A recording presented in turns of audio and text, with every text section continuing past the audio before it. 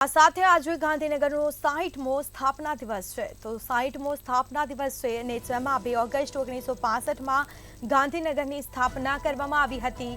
મહાત્મા ગાંધીજીના સન્માનમાં ગાંધીનગર નામ આપવામાં આવ્યું છે।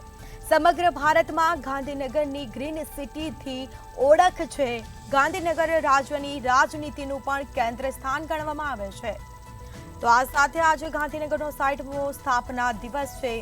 2 ઓગસ્ટ 1965માં ગાંધીનગરની સ્થાપના કરવામાં આવી હતી અને મહાત્મા ગાંધીજીના સન્માનમાં ગાંધીનગર નામ પણ આપવામાં આવ્યું।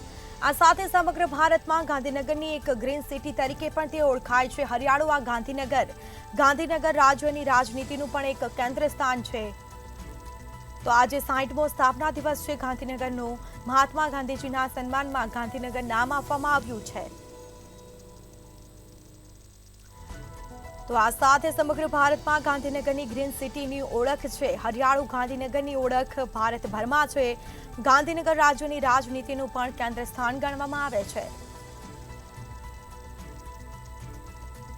તો ગાંધીનગરનો આજે 60મો સ્થાપના દિવસ છે અને તેની ઉજવણી પણ કરવામાં આવશે। 2 ઓગસ્ટ 1965માં ગાંધીનગરની સ્થાપના થઈ હતી।